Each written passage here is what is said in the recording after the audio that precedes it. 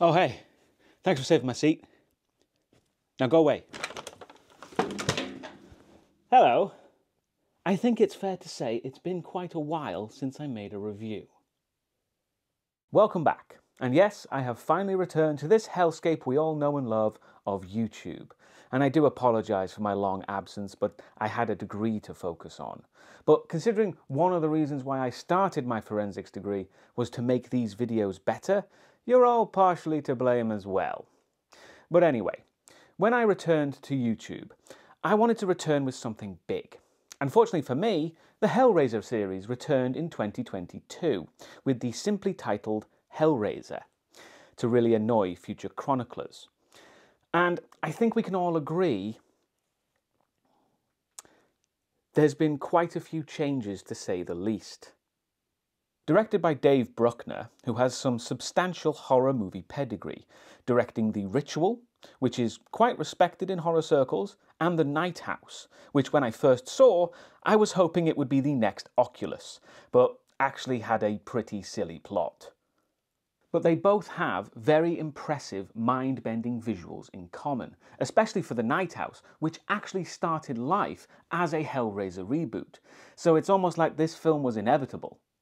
But of course, the news that was on everyone's lips, for a variety of reasons, was the casting of Jamie Clayton as Pinhead, or as she is credited, the Priest. And not to bury the lead somewhat, but she is one of the best additions to the series we've seen in the last 25 years. And yes, I will be referring to Jamie Clayton as she. And while we're on the subject, if you refer to this film as woke Hellraiser, when the first film was written and directed by an openly gay man inspired by the BDSM clubs of the 80s, you legitimately have no idea what you're talking about. So with all that out of the way, let's get to the film. We start, appropriately, in Serbia, as this film was filmed in Serbia. However, I do think this scene is here simply to fulfill some kind of tourist board contractual requirement, because it is utterly pointless. All it involves is a woman who's working for a rich benefactor named Voight, buying a mysterious box from a mysterious man. All very mysterious, but that's it. It doesn't add anything, because we don't need to know where someone acquired the box, and it's never referenced or makes any impact on the plot. One thing I will say, though, is that the music is a highlight. The score's signature starts the film, and it's imposing and intimidating.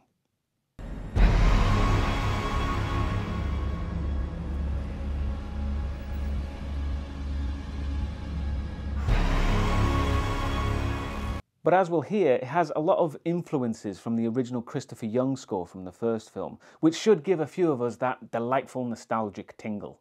And yeah, as I said, the setting of Serbia is quickly changed to Massachusetts, which might be deliberate, but if you set your horror film in Massachusetts, I'm gonna think Lovecraft references. Following a new character named Joey, referencing Terry Farrell's character from Hellraiser 3, he wanders around what we come to learn is the mansion of Voight, and encounters the woman from earlier, Serena, and she tells Joey how Voight wants to meet him and directs him to go to another part of the mansion. Now, before we get to the Hellraiser-y stuff, I have to say, despite this mansion being some kind of insane orgy house of debauchery, it's not exactly jumping with activity. They should have taken some cues from Mark Warren's orgy train from Hellraiser Deader. Joey finds himself in some kind of ornament room filled with strange objets d'art, and we see the interestingly designed ceiling window, which does have a familiar look to it. There's also a book, and most interestingly of all, is a pear of anguish. Now, you might be asking to yourself, what the hell is a pear of anguish? Well, although the history of its use is spotty at best, the first known account was in the 1600s as a torture device. It would be inserted and expanded. But there's very little historical evidence of it being used, and in fact, even museum pieces are disputed as genuine. But the biggest issue with it is that it didn't work.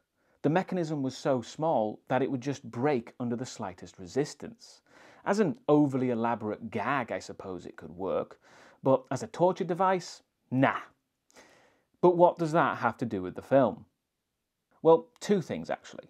Firstly, it might suggest that the filmmakers wanted a vaguely kink-adjacent torture device to give us, the audience, an idea of what kind of man Voight was. And using the fact that it's not really an historical thing as a way to tell us that Voight is full of shit and a poser. This is obviously a generous reading, but one I choose to accept.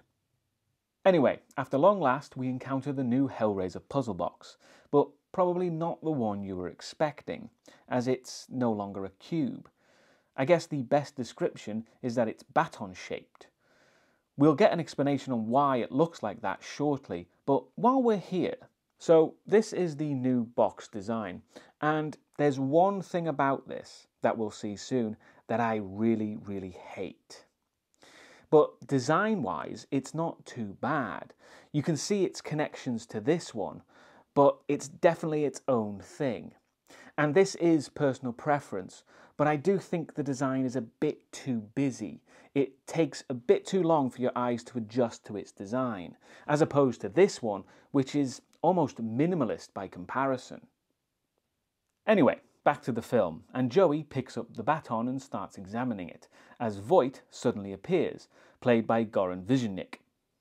Which, in keeping with the Hellraiser franchise, is another actor who you recognise, but you're not too sure where from. I think Visionik's most prominent role would be ER, if anyone remembers that one.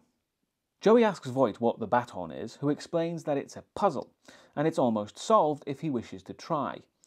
Joey asks if he gets a prize for solving it, and Voight gives this honestly weird answer. I do. Oh, that's fine then. I get naff all and you get your prize. Let me just do your work for you.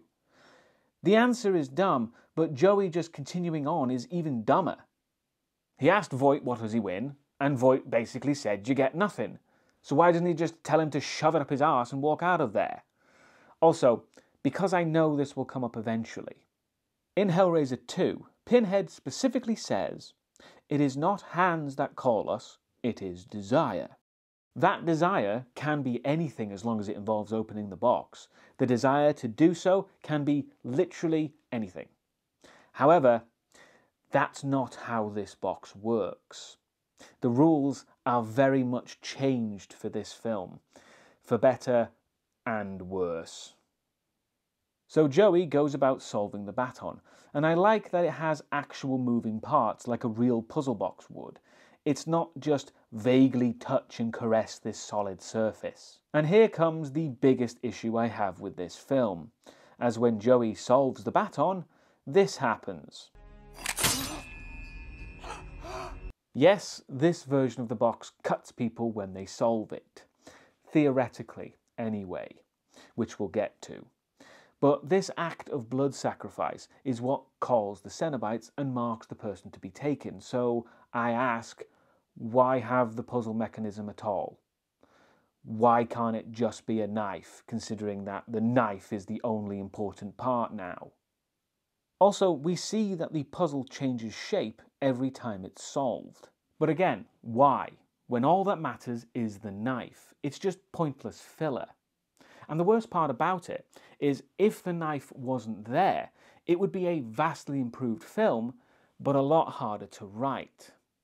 Now don't get me wrong, there's a lot about this film that I like, but this is just lazy writing and a very easy way to progress the plot without any creative storytelling. It's just the fact that the puzzle, arguably the most iconic aspect of the entire series, is now made redundant. Anyway, you know how this goes. Voight traps Joey in the room for some reason. It's not like he can escape anymore. And then the hooked chains start a-flying. And while the Cenobites have fun with him, Voight has the box, which is now looking like it did at the end of the first film, much like Leviathan itself. And Voight calls to Leviathan specifically wanting an audience with it, as we're hit with a title drop. Naturally, it's all very mysterious and unknown at this point, but I do like how they've taken what was established in Hellraiser 1 and 2 and expanded on it and changed things around a bit.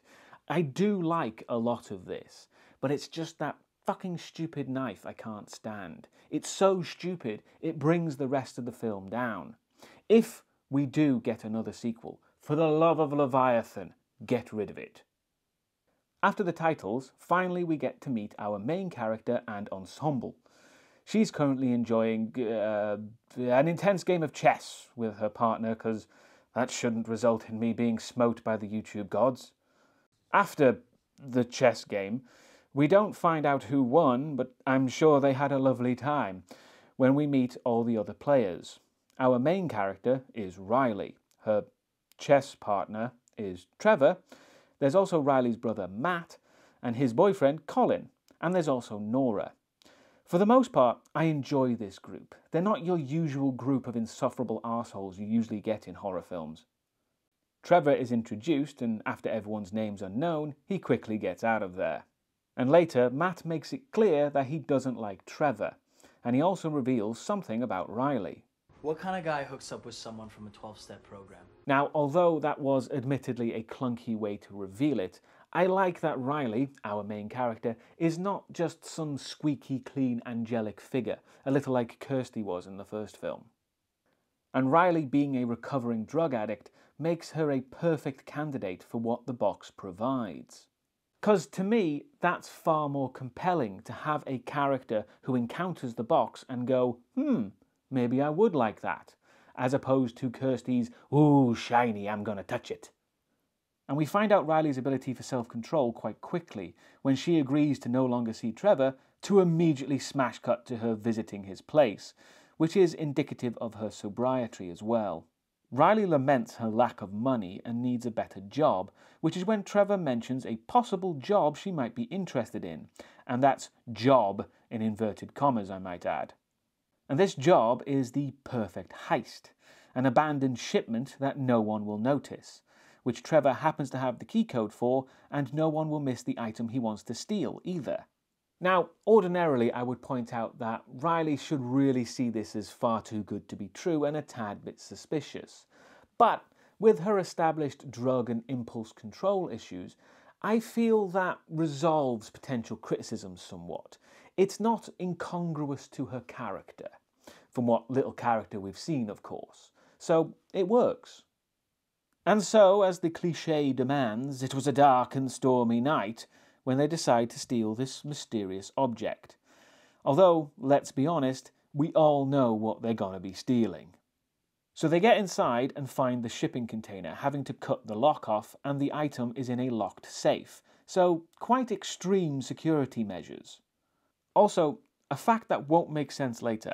Trevor knows everything about this item and how to get in, but he doesn't have the combination to the safe, requiring Riley to just whack the thing with a sledgehammer, managing to break the dial off and gain access.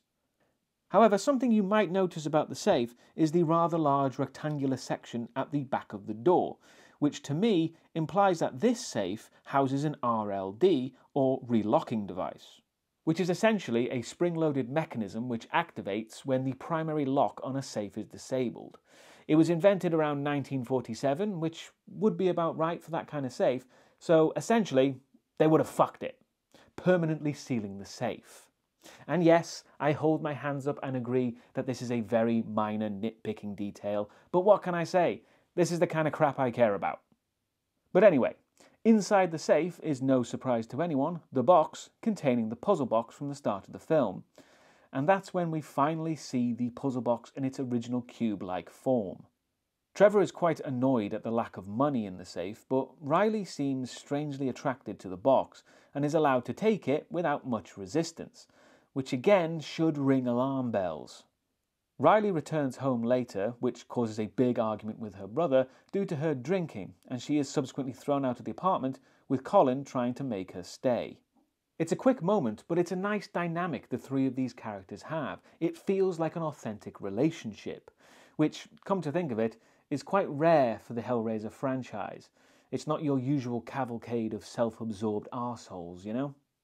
Riley is pretty close to hitting rock bottom, and after she finishes hitting her car, that's where she finds some of her pills, which she initially throws on the ground, but ultimately picks them back up and takes a handful.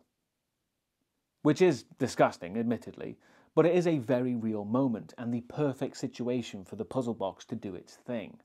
I'm not saying the puzzle box is manipulating the situation, but I do like the idea of the puzzle box finding its ways into the hands of people who might be a bit curious about it.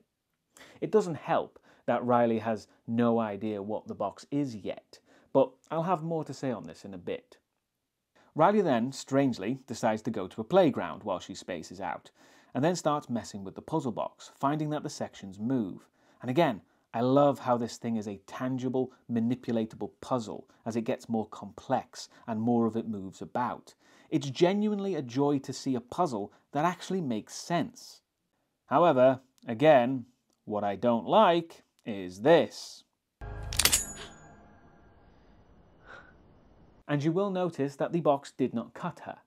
Because for this movie, it's not about who solves the box, it's who gets cut. So again I say, what is the point except as a lazy, easy, get-out-clause way to keep Riley as part of the narrative without skillfully weaving in the fact that the box needs to be solved for the Cenobites to show up. However, rather confusingly, the Cenobites do show up, albeit briefly, as we get our first glimpse at two of what will be many, many Cenobites, with the Gasp appearing first. The Gasp is very much the right-hand person of the priest, and of course the design is inspired by the female Cenobite, with the open throat, and also Angelique-like with the scalp. However, much like the puzzle box, I do think the design is a bit too busy. It's really quite hard to tell where she begins and where she ends, but maybe that's the point, I don't know. The Gasp also tells Riley that the blade was meant for her. But they're already there, aren't they? I really don't get why they need this arbitrary extra step. It's then we get to see the new Pinhead design, but not just the way it looks, but how this version sounds.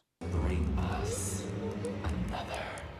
The voice is simply incredible, almost bassy and light at the same time, giving it this strange, ethereal quality that you can't quite put your finger on, emphasizing that idea of demons to some, angels to others concept. And although you can't quite see it in this scene, I love the fact that the robes of the Cenobites are formed from flayed skin. It's incredibly disturbing, but actually looks really elegant as well, a very fine line to get right. So this Pinhead tells Riley to find someone to take her place, and a hole forms in her chest, which sprouts chains, almost like a gruesome form of Cenobite psychic projection, beckoning her brother to find her. And while walking to find Riley, I enjoy that Matt sees a truck on its way to a Final Destination movie, with the way it has chains trailing and sparking everywhere, so I'm sure that'll be fun and frickin' lethal. Matt quickly finds Riley where she's lying before the Cenobites showed up, implying the interaction was all in her head. And wouldn't you know, Matt accidentally spikes his hand on the box. He props her up against the wall and, using the bathroom, cleans his wound. And while he does that, the box absorbs his blood and then transforms. So I hope you enjoyed seeing it in cube form, cause it's barely bloody used. But more importantly, it's the call to prayer for the Cenobites.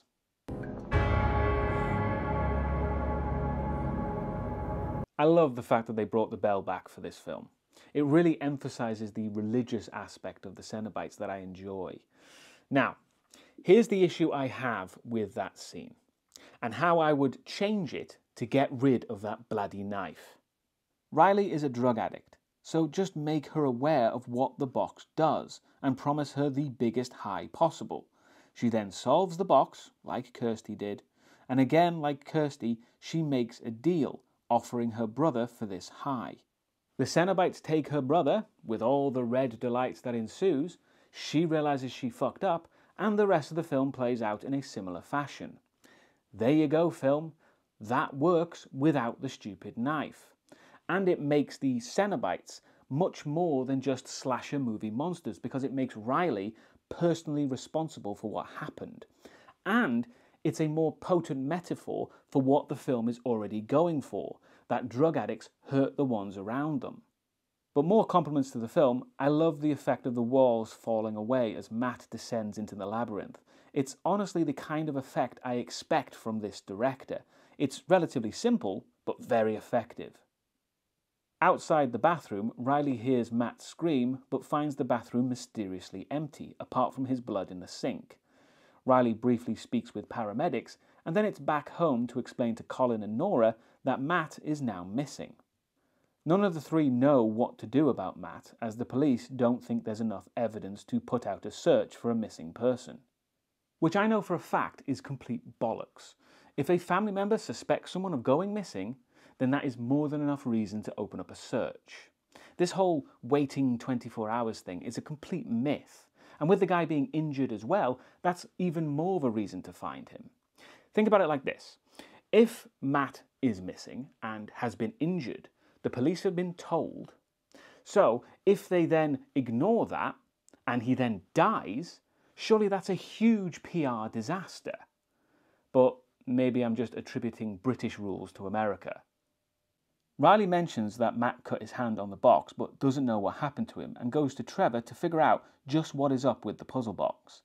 But not until they have another intense chess match, when one of the Cenobites shows up to watch, in this case the new version of Chatterer. I'm not sure why, but I really like the fact that the two Cenobites to be reimagined are Pinhead and Chatterer. That just feels right. Probably because Chatterer is the most prolific Cenobite next to Pinhead, having 5 separate incarnations, at one point being a dog. Trevor and Riley try to figure things out. Firstly, how did she get the box to change shape? And she explains that the pieces move. She tries to persuade him to try it, but he flat out refuses, almost like he understands what it is. And again, Riley doesn't see that very obvious red flag and just goes along with it. They arrive at a building where the person who owns the shipping container is, and they may know what the puzzle box is, finding a terminally ill patient in a hospital, who is Voight's right-hand woman, Serena. Serena tells them that the box was locked up, not shipped in, and she gives the usual dangerous warnings about how Voight was a monster and things like that. And then Riley shows her the box. Serena then gives us a bit more detail about this puzzle box. This is not the first configuration. Who touched it? Which is another big change for the box, because in this film it's not the Lament configuration. That is merely one configuration of many, with many different names. Which is not too far removed from what we've seen before. It has changed appearance a few times, so I guess this is a more exaggerated version of that, and I don't hate it. Serena takes the box, saying she'll lock it up, and despite this box having very obvious mechanisms and things that need to be turned and locked in place, Riley scuffles with Serena and accidentally activates the box, cutting Serena with it. Yeah, that is a problem with this box's design. It makes accidental activation a bit more implausible.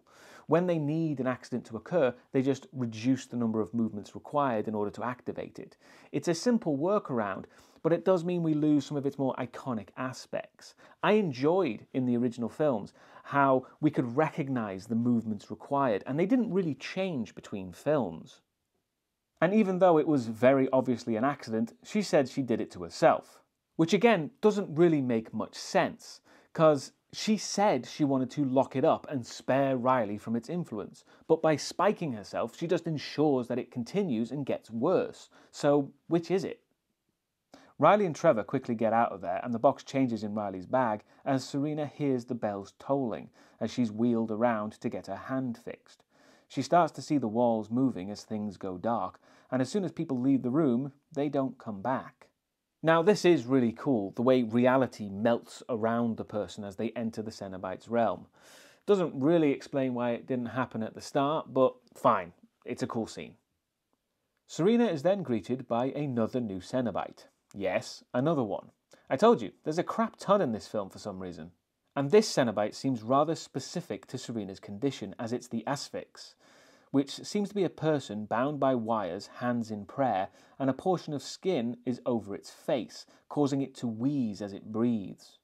It's an interesting design, kind of a reference to autoerotic asphyxiation, keeping things kinky. But I don't really understand why it's there, because it can't see, can't hold anything, so what function does it serve? Whereas with the original 4, you had Pinhead the leader, the female Cenobite the second in command, Chatterer was the muscle, and Butterball who... Okay, fair enough. And outside the room we see it's not all bad being a Cenobite. they at least get a free doner kebab whenever they want. Serena tries to run due to, as I said, Asphyx being unable to see, but she doesn't get far before encountering the Gasp, who's very much a full hands-on right-hand Cenobite. We also encounter the Weeper, who's our fifth new Cenobite and arguably the weirdest one, as they are covered in pins continuously weeping blood, hence the name. And although we can't see it now, they have bifurcated arms up to the elbow. Also, they have very black skin, so it's unclear if that's part of the process to become a Cenobite or they are naturally that dark. And although I like the design, it is a very creepy look, I do think that there's still too much going on. They're so heavily modified at this point that they cease to look human. And it's that connection to humanity is what makes them unsettling. And when you make them look less human, they're just movie monsters, so not as disturbing as they could be. Serena is forced to kneel before the Gasp and she says something as she places a pin on Serena's tongue like some messed up version of communion. Save your breath for screaming. Now what she said there was save your breath for screaming. Fair enough. But that legitimately took me a few tries to hear because with the gasping and the distortion they put on her voice, it makes it very hard to understand what they're saying. Back with Riley, she's looking into Voight, how he's gone missing and has been implicated in a variety of missing persons cases, all without evidence of course. And when Trevor comes home, he tells Riley that now Serena has gone missing too. And when Colin calls, rightfully wanting to know what's going on, Trevor takes the box to throw it away, which Riley quickly takes back. As she's determined to get some answers, at Voight's estate, she finds the place quite different to when we last saw it, as the entire building has been encased in a giant cage. Finding the place locked up, Riley manages to find a window she's able to crawl in through. Riley first encounters Voight's altar room, finding the switches that activate the locking mechanism, hello Chekhov's gun. But it's not just the entrance to the room it activates, but the entire cage around the building, sounding like it's electrified as well. So it was either designed to keep something very powerful from getting in or getting out. Riley also finds a study filled with Voight's notes about the box and sketches and descriptions of all the Cenobites, and most interestingly of all, the names of all the configurations of the puzzle box. And one thing about the names, they don't necessarily align with what each configuration means. The first configuration, the traditional cube, is called the Lament configuration, which doesn't mean life. However, these are Voight's notes and may be incorrect, and what it potentially really means is life with lamentation, as in regret and despair. So when you look at it like that, it's more of a monkey's paw than it first seems. And if you take that into account, the others might change too. Lore is not the same as knowledge, implying it's specific knowledge of something, and perhaps not what you want. Laudrent is a curious one too, because it doesn't mean love. It comes from the Latin laudat, which means to praise, which implies obsession. Liminal is another one, because liminal means in a transitional state, and that, coupled with sensation, bear in mind it's the Cenobites we're talking about, doesn't sound good. Lazarus says resurrection, in reference to the biblical figure Lazarus who was raised from the dead, but Lazarus also means God has helped. And again, it's the Cenobites we're talking about, and they don't worship the traditional god. And Leviathan should be the most obvious, as it's power. Leviathan is the god of the Cenobites, so it's the power of Leviathan, the power of a Cenobite. This is basically outlining how the box works in a quite clever and subtle way. And when you think about it, ultimately the box always returns to the Lament configuration.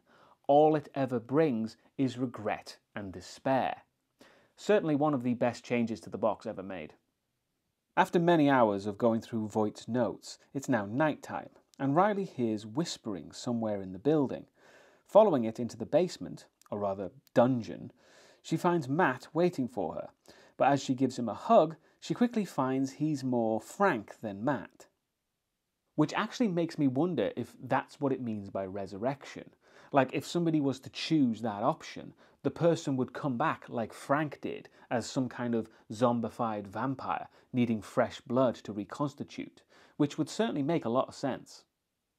Riley recoils in horror and runs into Colin, Nora and Trevor, who with Trevor's help have managed to follow her to the mansion. They're treating it like a typical drug addict freakout, but Riley tries to explain the situation to them. Nora takes Trevor out so Riley and Colin can talk, and we finally get the first cringy callback piece of dialogue. What's your pleasure, ma'am? At pretty much half the runtime, that's a remarkable show of restraint. And there are other callback pieces of dialogue further on in the film, but for me personally, that one is just cringy and not needed. Nora chastises Trevor for drinking around Riley, and he buggers off, and Nora discovers more switches under the bar and starts messing about with them. Because of course, why wouldn't you? She manages to find the loud music switch, which she turns off immediately, and finds the secret door switch. At the same time, Riley is explaining to Colin what we already know about the box, that if you complete it, you get an audience with God and get to ask for whatever you want, in this case, resurrection to bring back Matt. And this is how she tells the guy that Matt is more than likely dead, which is possibly not the best way to break such news to him. Nora decides to explore the dark, mysterious tunnels. I guess the current mystery had gotten boring. The door closes and locks behind Nora, and she gets Trevor to find the switch to open it. And at the same time, Riley is still explaining things to Colin, but the box is now gone, taken from her bag. And in the tunnels, an unknown figure with a metal device on their chest solves the box, and soon after, Nora is stabbed in the back with the solved box as she runs off down the corridors. The others can hear her screaming and shouting through the walls, and I'm pretty sure this image of a person or being that stabbed her is meant to evoke the engineer from the first film. Nora ends up falling into the trophy room found by Riley and Colin. They pull the box out of her back, and Trevor joins the others. Riley then tells them that they need to leave, as Riley is going to try and outrun the Cenobites, as the creature in the walls is revealed to be Voight as he watches from his hidey hole. Everyone gets in Trevor's van as Nora starts to hear the bells. I hear bells. What? Go. Which is a fun change, because although I've always referred to the bells as a call to prayer for the Cenobites, they'd never been anything more than a piece of punctuation on the soundtrack, not being referred to in-universe. But the fact that they have been referred in-universe, and can only be heard by the person marked for the Cenobites, implies that me and the filmmakers have a similar opinion about the bells. Thus proceeds quite a cool sequence, but it's also pretty humorous as well, as they have a game of Portal Keep Away, as the ground opens up where the van used to be, but just slow enough to miss swallowing it up. And as the box changes configuration, the roads do too, as they seemingly lose their way, and for Nora, things start to become more distant, and the van begins to elongate and shift, until eventually she finds herself in the labyrinth. And thus proceeds possibly my favourite scene in the entire history of the Hellraiser franchise, because up until now, we've never been given a glimpse into how the Cenobites think and why they do what they do. Nora is greeted by the Cenobites, first meeting another new Cenobite, the Mask, so named because he doesn't seem to have a head, just a face strapped to a ring, which is a striking image. He also has writing all over his body, which my headcanon interprets him as some kind of scribe or official transcriptor of the Cenobite's actions. He doesn't have a head, so he doesn't have a will of his own. He just records the will of the Cenobite sect, which would be a cool idea. Chatterer soon shows up, acting as the typical muscle he always is, and then the priest, who immediately calls Chains to bind Nora for a little chat. And this dialogue is simply incredible. They ask Nora what she prays for, who says salvation, and the priest gives us the perfect encapsulation of what the Cenobites believe. What it feel like? A joyful note, without change, without end. And that is simply awesome, because what they are saying there is they see peace and salvation, as Nora puts it, as boring. It's a single moment, trapped in time, never changing, never altering. Variation through pain is, in their twisted way, life and creativity. It's the gift of all of life's experience. And that speech is as perfect as one of the first things Pinhead ever said. Demons to some, angels to others. They're not evil. They're just giving the gift of all of life's experiences, including the pain. and it's more than you can possibly imagine. But there's more, as the priest takes a pin from their head and inserts it into Nora's throat, illustrating what they mean, causing her screams to modulate in strange and unusual ways. There is so much more the body can be made to feel. She's then pulled off the chains by Chatterer just as Riley locks eyes with the priest, causing the van to crash. So yeah, incredible scene. Hands down my favourite scene since the very first scene with Kirsty in the hospital. I absolutely love it. After the crash, everyone gets out of the van and Riley tries apologising to Colin, and I begrudgingly have to agree with Trevor here that there isn't enough time for that, as they need to get to Riley's car and get the hell out of there. But instead, Riley runs off alone with the box. Riley finds a bridge to chuck the box over, but she's then given an audience with the priest, who's ominously standing in the middle of the lake. The priest, keeping with the theme of the box, tempts Riley to continue, eager to see what she would ask for once complete. And another line is reused here, but I think this is delivered quite well. What are you? Explores in the further regions of experience. Of sensations rim. The priest tells her Riley needs 2 more sacrifices and she can have her brother back, but Riley refuses, so the priest cheats a little. As she causes Riley to complete the next puzzle and get stabbed by the box. But this is another aspect of the film that I quite like, and it takes it beyond something other than a simple slasher film. Because the priest lays claim to Riley from this point on, but they don't just want another simple sacrifice, they want to see her continue. They're not above bargaining, but they're also not above extortion either. Because they're not just random killers, they have a very specific purpose and a need to carry that purpose out. This is just another reason why I consider this film one of the best explorations into the mind and motivations of the Cenobites.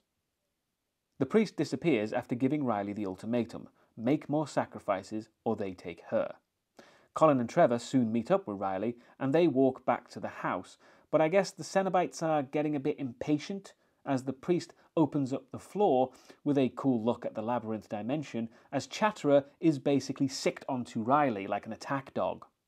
Trevor and Riley get over the house's gate, but Colin trips. However, it's okay as Chatterer isn't interested in him, instead fully focused on Riley as he traps her and Trevor by the gate, taking a chunk out of Trevor's arm while he's at it too.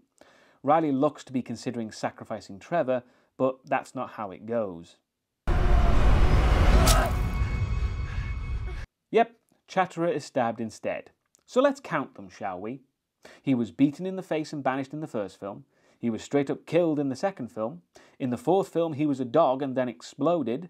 The guy didn't have any legs in the fifth film.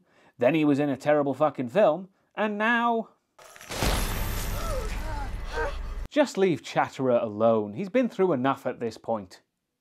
But surprisingly, that did indeed count as a sacrifice for Riley, although I doubt it was particularly satisfying for the Cenobites, which gives her the start of a plan. Getting back to the house with the Cenobites close behind, Riley activates the security, which seems to hold the Cenobites at bay for the time being. They make sure Trevor is stable and stop his arm bleeding, and while Riley and Colin try and figure things out, it's revealed our mysterious wall lurker, Voight, has been working with Trevor this whole time, which explains why he knew about the shipping container. Because while he let Riley take the box, he was gathering sacrifices for Voight. And we see more clearly now the machine embedded in Voight's chest. It's causing him pain in random intervals. Trevor calms Voight down, assuring him that the box will be finished, and possibly not saying the most appropriate thing by telling him to be patient. It's finishing itself, just be patient. Yeah, not the best thing to say to someone with a huge pain-causing device in their chest, which has been in there for 6 years. Back with Riley, she activates the last configuration and explains her plan to let a single Cenobite enter the building and stab it with the box, which is a solid plan. You know, except for the whole give the duty of cage opener to the badly wounded and near-death guy, who has also been trying to fuck her over this entire time. I mean, fair enough, they don't know that, but it still warrants a mention. The cage is open and Riley goes outside to try and lure the Cenobites to her, as they do indeed start advancing, with the Weeper showing their bifurcated arms, which is an unnecessary detail, but fair enough. And as the Asphyx starts approaching, they spring their trap, first stopping the other Cenobites from getting in apart from the Asphyx. But when Riley moves to stab it, he displays a wilder side, with the wires binding him releasing, and he starts running after Riley, which is certainly something we've never seen before. The Cenobites don't tend to run. After all, they don't really need to. And when Riley was outside, why didn't the priest just summon chains and be done with it? So that, coupled with the running, kind of implies that they're just toying with her at this point. Probably because they understand there's more than one way to skin a cat, which is probably more literal than a metaphor with them. But they do indeed manage to trap the Asphyx in one of the doors, but not before Riley drops the box on the other side. The door also causes the skin over the Asphyx's face to tear away, showing the skinless head underneath, which is just lovely to see. Trevor tells Colin to retrieve the box, but when he goes to look for it, it's gone. And that's, of course, when Voight appears to complete the final sacrifice. Which actually encapsulates my biggest problem with the box being essentially a knife. It doesn't even work on the film's level. We haven't seen Voight open the box even once, so why does he get to claim ownership of anything? According to the film, you can completely ignore the box and then grab it at the very end to claim ownership. And I know in the past they've said it is not hands that call us, it is desire, but this is just ridiculous. And I would add some poetic simile to make my point here, but ultimately it's just shit. Voight reveals that Trevor's been working for him, and that's when Voight's chest device activates, giving a thorough explanation of what happened to him. When Voight completed the box originally, he chose liminal sensation, which was the device. The device is interwoven with his nerves and pulls them in random cycles to ensure the sensation will never dull. And that's why I think the names of the configurations are actually both of the names. It's not liminal or sensation, it's liminal sensation. Immediate transitional sensation without end. And it's reasonable to assume that the other names are the exact same way. After Voight's story, the box changes into the Leviathan configuration and he gets Trevor to let the Cenobites in. And Colin takes off in an attempt to run away from the Cenobites, and the accumulated sacrificial blood floats out of the box and calls forth Leviathan as it descends from the sky as the Cenobites watch on, which is one of the most awe-inspiring moments of the entire franchise. I think you can agree. Colin tries running away and starts encountering the Cenobites with Mask and the Gasp in pursuit, and he even meets another new Cenobite, the Mother, who is clearly pregnant. See, I told you there's loads of the buggers. And yeah, the Mother Cenobite is seen only this one time, possibly because it's such a horrible, freaky idea that they didn't want to use it too much. But it does emphasize the fact that when it comes to the Cenobites, anything goes. The Gasp chases Colin into the dungeon and the priest makes their way to the trophy room. However, Voight is a fool me twice, shame on me kind of guy, and uses the house's cage for its purpose. And in fairness, it's not a bad plan. He closes the cage down, stopping the Cenobites. Voight starts ranting at the priest that he has them trapped and won't let them go until they fix what they did to him. I do enjoy how the priest never really changes their demeanour. In fact, they almost seem amused that someone went through all of this trouble. But honestly, I don't think they mind being locked up. They come from the box. Being locked up is just a natural state of being for them. While Voight's distracted, Riley is able to get back inside to grab the box, and then, just as Voight's device activates, the Cenobites are let back in. Kind of showing a casual disregard for Colin, I think, but needs must, I guess. As the Gasp wraps him in wires, Riley tries to get it to stop. The priest explains to Voight that their gifts can't be taken back, only exchanged. It's nice to know the Cenobites have a similar policy to gifts given at Christmas. Just remember to keep the receipt. And the priest admits that perhaps they were wrong in giving Voight sensation, because what he truly desires is power, offering the Leviathan configuration in exchange. And this is more of the film's excellent use of the Cenobites.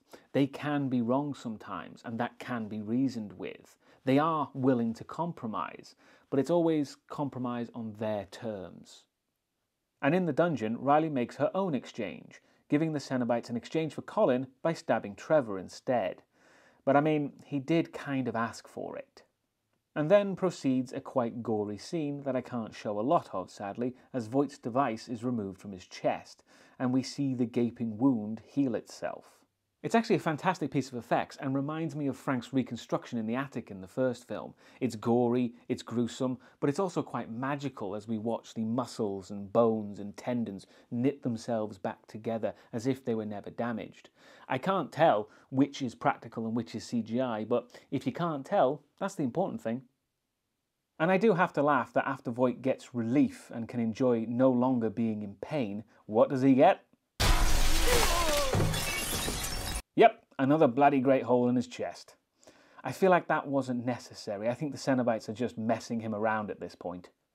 And as Trevor is ensnared and taken below, Voight is taken up for a personal tete-a-tete with Leviathan, which the priest gives us another classic line expertly delivered. Oh yes. We have such sights to show you. They really kept the references and iconic lines to a minimum, which I prefer. The film should stand on its own. It shouldn't be constantly winking back at the original film. But when they do use those lines, they hit hard and they hit perfectly. After all the chaos is over, Riley and the priest can chat, and she's still owed a gift for her sacrifices. They show Matt to Riley, but by now she knows it's a poisoned chalice, refusing this so-called gift. And as the Cenobites say, she has chosen the lament configuration, choosing a life of sorrow and regret. At least that's how they see it. But of course, as we've established, the box will always return to the lament configuration. It will always end in regret, because their gifts are never something you really want. The box returns to its original state and the Cenobites disappear, leaving Riley and Colin to walk out of the film. Just bear in mind he's still severely injured and possibly bleeding out, so they might want to get that sorted as soon as possible. But things aren't over yet, as we get to see what happened with Voight, as he's been transported, naked and hairless, to a white glowing void. It even has angelic singing all around him, as his flesh is stripped and moulded and turned into a new Cenobite. Which is a much more smooth and seamless transformation than what Chenard got. I feel like Chenard got the pound store treatment, whereas Voight got the Cenobites by Apple treatment. So that was Hellraiser 2022. And as you can probably tell by now, I actually really enjoyed this film, and it felt so good to finally get a Hellraiser sequel that I'm proud to say is a worthy successor to the franchise. It's gory as hell, written incredibly well, with effects that are both gruesome and occasionally quite beautiful as well. And of course, Jamie Clayton is incredible, taking on the mantle of the Priest of Leviathan with such grace and awe-inspiring gravitas. I cannot say enough about this new Pinhead. But my biggest complaint is that goddamn knife. I hate it, and it completely undermines the entire reason for the box. I hope this film gives us many more sequels, because I want to experience what these Cenobites offer, but just get rid of the knife. It's not needed. And no, I don't know how they can do that, but I'm willing to accept continuity errors to fix it. That's how passionate I am about this damn thing. But before I end, I just want to say thank you all so much for watching and patiently waiting for another review. I do intend to get more reviews out before September. Hello everybody, editing Deusdaecon here. Had to jump on quickly to say that, yeah, September's deadline was hilariously way off. I had to get to grips with a new editing software, so that caused me to run over. But just know that more videos are actually on the way. Anyway, back to the sign-off. Just be aware that my degree must take priority in the interim. And I will be uploading other videos as well, so keep an eye out for those. You can always watch me every week on Twitch, and I will be uploading the Hellraiser special Twitch stream I did here on YouTube, so you can get a feel of what it's like over on Twitch. So once again, thank you all very much for watching, and I'll see you next time.